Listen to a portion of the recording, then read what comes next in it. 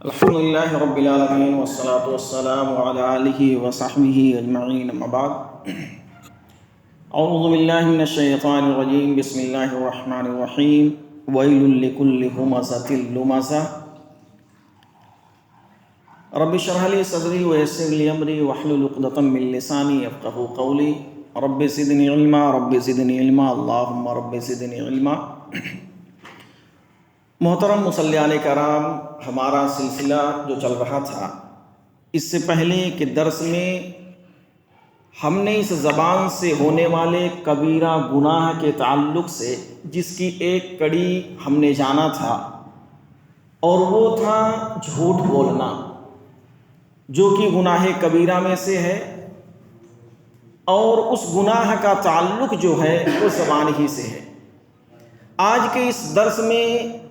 ہم جس چیز کو جانیں گے اس گناہ کا تعلق بھی زبان سے ہی ہے،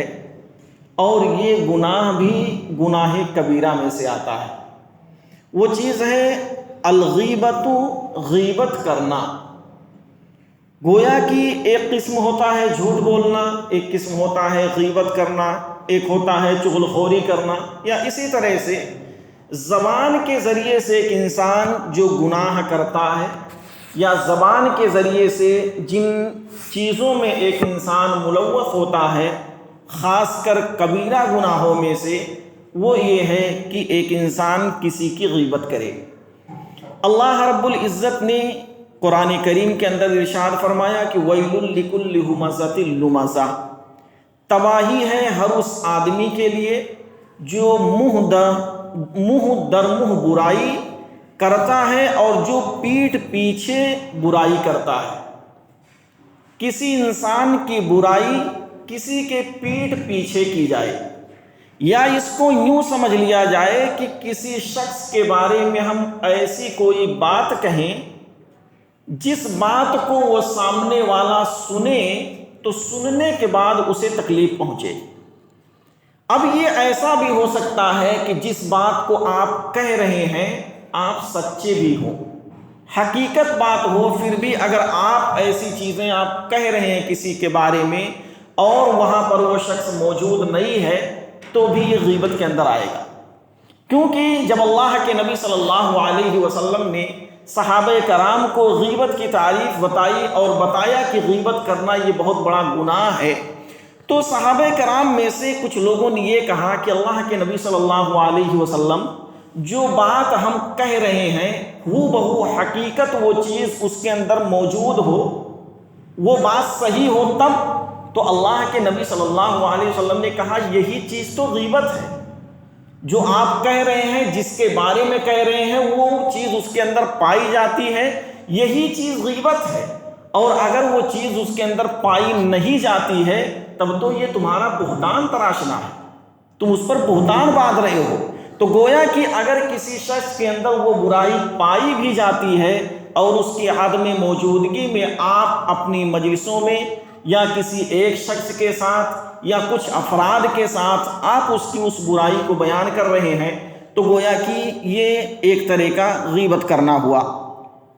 اللہ رب العزت نے قرآن کریم کے اندر اس کی بہت ہی بہترین مثال پیش کی، اور اللہ تبارک و تعالیٰ نے فرمایا کہ وَلَا يَغْتَبْ بَعْضُكُمْ بَعْضًا، اے لوگو جو ایمان لائے ہو ایک دوسرے کی غیبت نہ کرو، ایک دوسرے کی برائی نہ کرو۔ کیوں؟ وہ اس لیے کہ کیا تم میں سے کوئی شخص یہ پسند کرتا ہے کہ أَن يَأْكُلَ لَحْمَ أَخِيهِ مَيْتًا، کیا تم میں سے کوئی شخص اس بات کو پسند کرے گا کہ وہ اپنے مرے ہوئے بھائی کا گوشت کھائے؟ فَكَرِهْتُمُوهُ، تو تم میں سے ہر شخص اسے ناپسند کرے گا، ایک انسان کو اس چیز سے گھن محسوس ہوگی۔ اسی طرح سے اب ایسی حالت میں کوئی انسان کسی کی برائی کر رہا ہے، کسی کی غیبت کر رہا ہے تو گویا کہ وہ اپنے مردار بھائی کا گوشت کھا رہا ہے۔ ایک تو ہے کہ ایک انسان کے لیے مرے ہوئے شخص کا گوشت کھانا یہ بہت معیوب چیز ہے، اسی پر یہ ہونا کہ وہ مرا ہوا شخص بھی کون ہو، اپنا خود کا سگا بھائی ہو، ایسی تشبیہ اللہ تبارک و تعالیٰ نے دی مرے ہوئے شخص کے بارے میں کہ آپ اگر کسی کی برائی کر رہے ہیں، کسی کی غیبت کر رہے ہیں، تو گویا کہ آپ اپنے مرے ہوئے بھائی کا گوشت کھا رہے ہیں۔ آج اگر غور کر لیا جائے تو یہ غیبت ہمارے معاشرے میں کس قدر عام ہو چکی ہے، کس قدر ایک دوسرے کی عزت کو اچھالا جاتا ہے، کس قدر ایک دوسرے کو برا بھلا کہا جاتا ہے۔ بعض ایسی چیزیں ہوتی ہیں کہ جو اس قدر اپنی طرف سے بنا کر پیش کر دیا جاتا ہے جو سامنے والے میں ہوتی ہی نہیں۔ سامنے والا اگر سنے تو اسے بھی تعجب ہو جاتا ہے کہ بھائی ایسی ایسی باتیں میرے بارے میں کہی گئی، لوگوں نے ایسی باتیں بنا کر ہمارے سامنے پیش کی ہیں۔ یقین مانیے یہ غیبت کرنا جس کا تعلق زبان سے ہے، یہ بہت بھیانک گناہ ہے، بہت بڑا گناہ ہے، جس کو اگر ہم غور کر لیں ایک انسان ایسی تمام تر گناہوں میں مبتلا ہوتا رہتا ہے، لیکن اسے اس بات کی فکر نہیں رہتی ہم یہ جو کر رہے ہیں یہ کیسا ہے،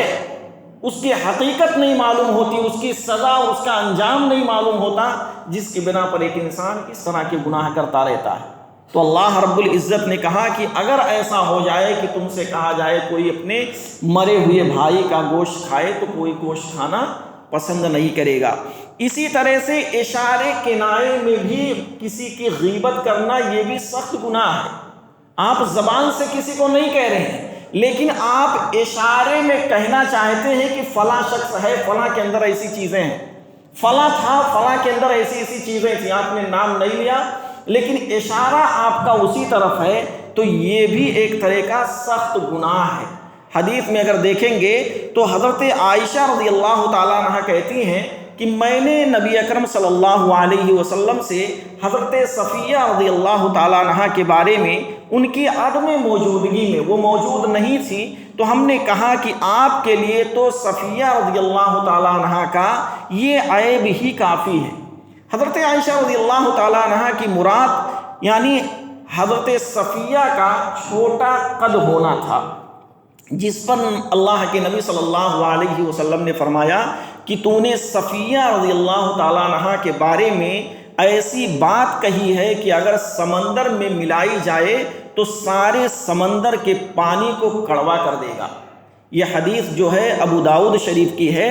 جس سے حضرت عائشہ رضی اللہ تعالیٰ عنہ نے تو نام نہیں لیا، لیکن اشارہ یہ تھا کہ اللہ کے نبی صلی اللہ علیہ وسلم آپ ان سے جو اتنا محبت رکھتے ہیں، لگاؤ رکھتے ہیں، گویا کہ ان کی ہائٹ جو ہے، ان کا قد جو ہے یہ چھوٹا ہے، یہ اشارے میں تھا، لیکن اس کے باوجود کہنے والی کون ہے؟ حضرت عائشہ رضی اللہ تعالیٰ عنہا ہیں۔ اللہ کے نبی صلی اللہ علیہ وسلم کہتے ہیں کہ اگر اس چیز کو سمندر کے اندر ڈال دیا جائے تو سمندر کا پورا پانی جو ہے یہ کڑوا ہو جائے، پورا پانی میلا ہو جائے۔ صرف یہ اشارے میں کی گئی بات کو، اشارے میں کہی گئی بات کو اللہ کے نبی صلی اللہ علیہ وسلم نے اس سے تشبیہ دی۔ اسی طرح سے جو شخص کسی مسلمان کی غیبت کرے گا، اللہ رب العزت اس کو گھر بیٹھے بیٹھے ہی ذلیل کر دے گا۔ اگر آپ کسی کو ذلیل کرنا چاہتے ہیں، اگر آپ کسی انسان کو برا بھلا کہتے ہیں، تو یقین مانیے کہ اس غیبت کے ذریعے سے اس کا اثر یہ ہوگا، آپ اپنی گھروں میں بیٹھے رہے تو اللہ تبارک و تعالیٰ آپ کے گھر میں آپ کو ذلیل کر دے گا۔ اس کی اگر دلیل دیکھ لیتے ہیں تو حضرت ابو برزہ اسلمی رضی اللہ تعالیٰ عنہ کہتے ہیں کہ رسول اللہ صلی اللہ علیہ وسلم نے فرمایا، اے لوگوں جو زبان سے ایمان لائے ہو لیکن تمہارے دلوں میں ایمان داخل نہیں ہوا، مسلمانوں کی غیبت نہ کرو، نہ ہی ان کے عیوب کے پیچھے پڑو، بے شک جو شخص مسلمانوں کے عیوب کے پیچھے پڑے گا اللہ اس کے عیب کے پیچھے پڑ جائے گا، اور اللہ جس کے عیب کے پیچھے پڑے تو اسے اس کے گھر میں ہی ذلیل کر دیتا ہے۔ آج اگر آپ کسی کے عیب کے پیچھے پڑ رہے ہیں، آپ کسی کی نکتہ چینی کرنے میں اپنے آپ کو لگا رہے ہیں، آج ہوتا یہی ہے، ایک انسان اپنے اندر کی برائی کو نہیں دیکھتا، ایک انسان خود کا اپنا محاسبہ نہیں کرتا کہ ہم کہاں ہیں، کس میدان میں ہے، یا ہماری خود کی اوقات اور اہمیت کیا ہے، لیکن وہیں پر ایک انسان ہمیشہ ایک دوسرے کے عیب کے پیچھے لگا رہتا ہے۔ ہمیشہ ایک دوسرے کی کمیاں، کوتاہیاں، نکتہ چینی کرنا، ہر طرح کی اس کی کوشش یہی ہوتی ہے کہ کچھ ایسا مل جائے جس کے ذریعے سے اس کو ذلیل کر دیا جائے، کوئی بات ایسی مل جائے جس کے ذریعے سے معاشرے میں اس کو ذلیل و رسوا کر دیا جائے، اور ایسا لوگ کر کے بہت خوش ہوتے ہیں۔ لیکن وہیں پر اگر آپ غور کر لیں، مثال کے طور پر اگر آپ اپنی انگلی سے کسی ایک کی طرف اشارہ کرتے ہیں کہ فلاں تمہارے اندر اس طرح کی غلطیاں ہیں، اس طرح کی تمہارے اندر کمیاں اور کوتاہیاں ہیں، تو گویا کہ یہ ہاتھ ہمیں خود اشارہ کرتا ہے، یہ 4 انگلیاں ہماری خود کی طرف اشارہ کرتی ہیں۔ ایک انگلی اٹھا کر جسے تم برا کہہ رہے ہو، 4 انگلیاں آپ کی طرف کہتی ہیں کہ ابے پہلے خود کو تو دیکھ لے، دوسرے کو جو برا بھلا کہہ رہا ہے پہلے خود اپنے نفس کا محاسبہ کر لے، تیرے اندر کیا ہے، تو کیسا ہے، تو بڑا پاک باز بنا پھرتا ہے، تو لوگوں کے سامنے بناوٹی چہرہ لے کر پیش ہوتا ہے اور لوگ دھوکا کھا جاتے ہیں، انہیں یہ لگتا ہے کہ بھائی یہ جو ہے بہت ہی متقی، بہت پرہیزگار شخص ہے۔ زبان کے ذریعے سے، چرف زبانی کے ذریعے سے آپ لوگوں کے سامنے اپنے آپ کو بہتر ثابت کر دیتے ہیں، لیکن وہیں پر اگر غور کیا جائے تو اللہ کے نبی صلی اللہ علیہ وسلم نے کہہ دیا، اگر تم دوسروں کی غیبت کرتے ہو تو اللہ رب العزت اگر تمہارے پیچھے پڑ گیا، اللہ تمہارے عیبوں کے پیچھے پڑ گیا، تو اللہ تمہارے گھروں کے اندر تمہیں ذلیل کر دے گا، تم ذلیل و رسوا ہو جاؤ اپنی اس گھر کے اندر ہی۔ اسی طرح سے اگر دیکھتے ہیں جو عیبوں کے پیچھے پڑے رہنا، یہ بہت ہی بھیانک چیز ہے، ایک انسان اس پر غور نہیں کرتا۔ بھائی ہم اگر انسان اپنے آپ کو سمجھتے ہیں نا، تو انسان ہے تو اس کے اندر کچھ کمی ہوگی، کچھ کوتاہی ہوگی، فرشتہ نہیں ہے وہ۔ آپ اپنے آپ کو اگر انسان سمجھتے ہیں تو دوسروں کو بھی انسان سمجھیے، ایسا نہیں ہے کہ آپ اپنے آپ کو انسان سمجھے دوسروں کو فرشتہ سمجھ لیں۔ بھائی یہ فرشتہ ہے، اگر انسان ہے تو اس سے کچھ نہ کچھ کمیاں اور کوتاہیاں ہوتی رہیں گی۔ اسی طرح سے اگر غیبت کرنے والے لوگ ہیں جن کو اگر غور کر لیا جائے تو وہ ناخن کے ذریعے سے اپنے چہرے کو اور اسی طرح سے اپنے سینے کے گوشت کو نوچ رہے۔ اللہ کے نبی صلی اللہ علیہ وسلم کو جب معراج کرائی گئی، اس دوران نبی صلی اللہ علیہ وسلم نے کچھ ایسے لوگوں کو دیکھا جن کے ناخن جو تھے وہ تانبے کے تھے، اور اس کے ذریعے سے وہ اپنے چہروں کے، اپنے سینوں کے گوشت کو نوچ رہے تھے۔ اللہ کے نبی صلی اللہ علیہ وسلم نے حضرت جبریل علیہ السلام سے پوچھا، یہ کون لوگ ہیں، ان کی کون سی ایسی خطائیں، کون سی ایسی برائیاں تھیں جس کے بنا پر، جس گناہ کی بنا پر آج ان کا حال ہو رہا ہے؟ تو حضرت جبریل علیہ السلام نے بتایا کہ یہ وہ لوگ ہیں جو دوسروں کا گوشت کھاتے تھے، دوسروں کا گوشت کھایا کرتے تھے، یعنی ان کی غیبت کرتے تھے اور ان کی عزتوں کے ساتھ کھیلتے تھے۔ آج ایک انسان دوسروں کی عزت کو کھلونا سمجھ لیتا ہے، جب چاہا جس کے ساتھ چاہا اس کی عزت کے ساتھ کھلواڑ کر دیا،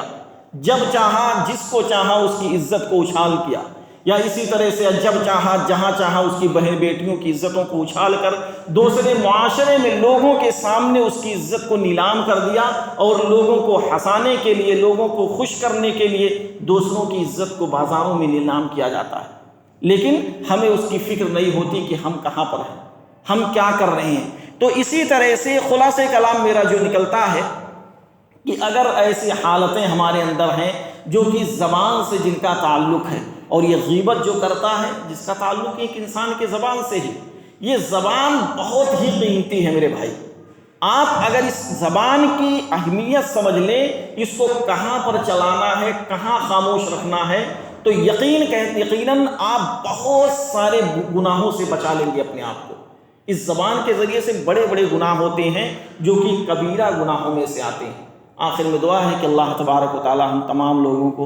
غیبت جیسی چیزوں سے بچنے کی توفیق عطا فرما۔ اللہ تبارک و تعالی ہم تمام لوگوں کو ایک دوسرے کی عزت کرنے کی توفیق عطا فرما۔ اللہ رب العزت ہم سے جانے انجانے میں جو غلطیاں ہوتی ہیں، اللہ ان غلطیوں کو معاف فرما۔ اللہ تبارک و تعالی جب تک اس دنیا میں زندہ رہیں، ایمان اور اسلام پر زندہ رہیں، اور ہمارا خاتمہ ہو تو خاتمہ بالخیر ہو۔ آمین۔ وآخر دعوانا ان الحمد للہ رب العالمین۔